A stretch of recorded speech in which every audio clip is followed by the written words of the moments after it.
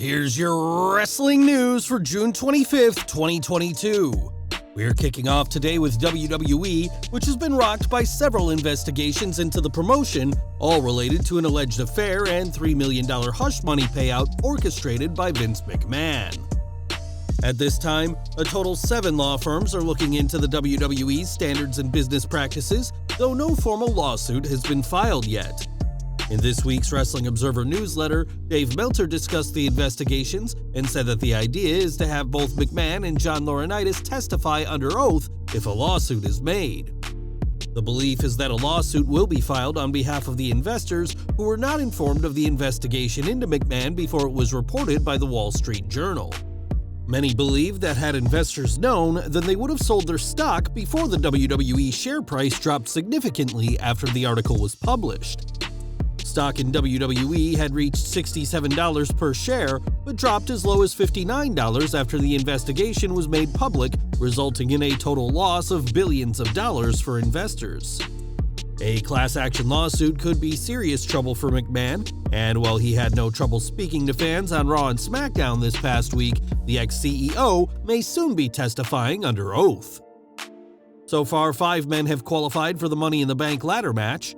On Raw, we have Seth Rollins and Omos, while on SmackDown we have Drew McIntyre, Sheamus, and Sami Zayn. Omos will likely have a filler role. Sheamus has already won the briefcase, as has Seth Rollins. Drew McIntyre is expected to face Roman Reigns at Clash of the Castle this September. So does that leave Sami Zayn as a potential favorite to win the briefcase? That could be the case this year. The angle of Sami Zayn being an honorary Bloodline member essentially sets him up for a Money in the Bank victory, which could result in one of the year's best stories and lead to a big push. Also, wrestling fans have always appreciated Drew McIntyre and Sheamus on screen. The two men have good chemistry with each other, whether in the ring or out of it. This week, they were taken out of their spots in the Money in the Bank ladder match and had to earn it back by teaming up to beat the Usos. It was a great story with a great main event that saw the duo overcome the tag team champions to get their spot at Money in the Bank. This was a high point of the show, without a doubt. More news from SmackDown as the Viking Raiders are back, and they could become a force to be reckoned with. The Viking Raiders returned on SmackDown to end the New Day's little dance with Shanky. Thank goodness for that, because up until then, the segment felt awkward to watch. The duo's return was advertised for a while, so it wasn't much of a shock. However, a welcome surprise is the fact that they returned as heels and will be moving forward in that role. This time, it looks like WWE is planning to push the Raiders seriously. Don't be surprised to see them in the mix for Summerslam for the undisputed tag team titles. They could even become the favorite to dethrone the Usos if the Street Profits fail to do so at Money in the Bank. The Ronda Rousey vs. Natalya feud isn't exactly the best. The match's outcome is already known, but at the same time, WWE doesn't have too many opponents for the SmackDown Women's Champion. We presume that this will eventually be used to set up the return of Charlotte Flair. She and Rousey can then feud ahead of SummerSlam 2022. Rousey's 2022 run has been entirely stale. Her peak moment this year was becoming the SmackDown Women's Champion at WrestleMania Backlash, and that's it. It's all been downhill since then, including this current feud against Natalya, which uses a lot of personal elements to make the rivalry hot. Unfortunately, it's just not working. More news from SmackDown now as Gunther is reaping the rewards of his hard work after he was told to lose weight.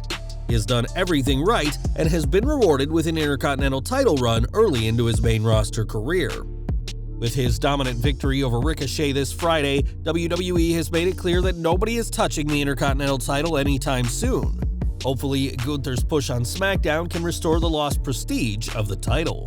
Adam Pearce has been an authority figure since the summer of 2020 and was part of 2 major segments on this week's SmackDown. The first one saw him being forced to overturn his previous decision to put Sheamus and Drew McIntyre in the men's Money in the Bank ladder match.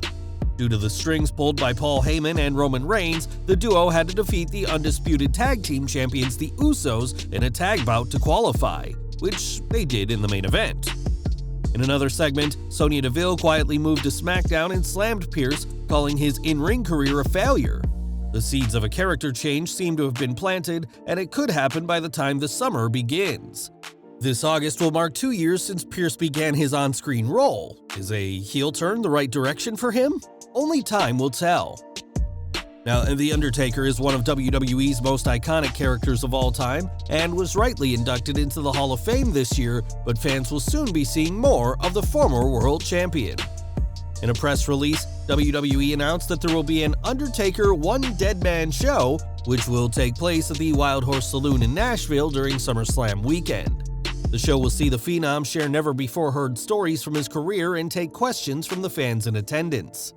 In addition to the standard tickets, VIP ticket packages including meet and greet will also be available for the July 29th event when tickets go on sale this coming Tuesday. After over 30 years with WWE, The Undertaker will have plenty of stories to tell, and fans will get to hear all about them during SummerSlam weekend. Over to AEW next, as Jake the Snake Roberts is a regular on TV, but was notable by his absence on this week's Dynamite.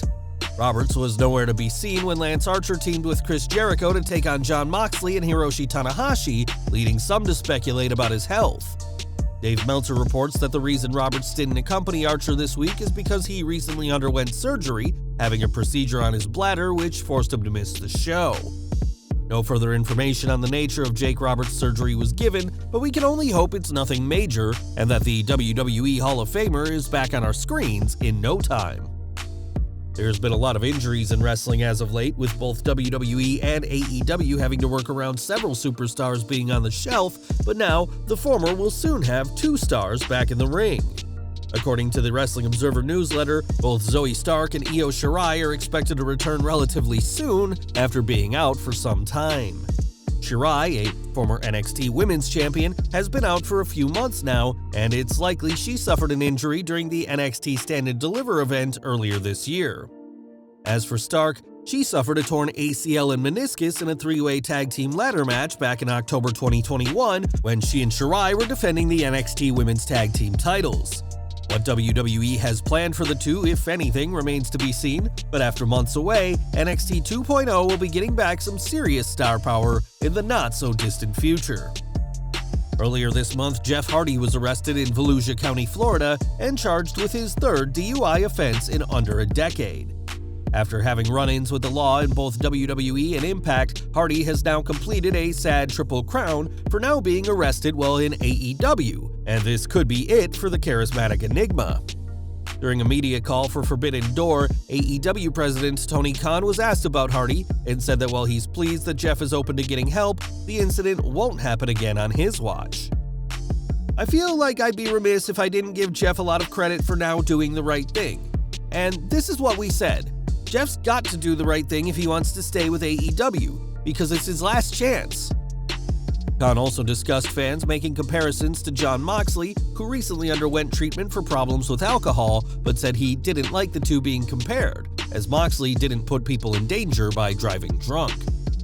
After his controversial release from WWE last December, ironically because the company thought he was using substances again, fans were ecstatic to see Jeff Hardy join his brother in AEW. But if he can't clean up his act, then his time working under Khan will have been short-lived. Well guys, that's our news for today. Please share your comments below. Also hit the like button, subscribe to our channel, and hit the bell icon to receive all notifications. And as always, thanks for watching.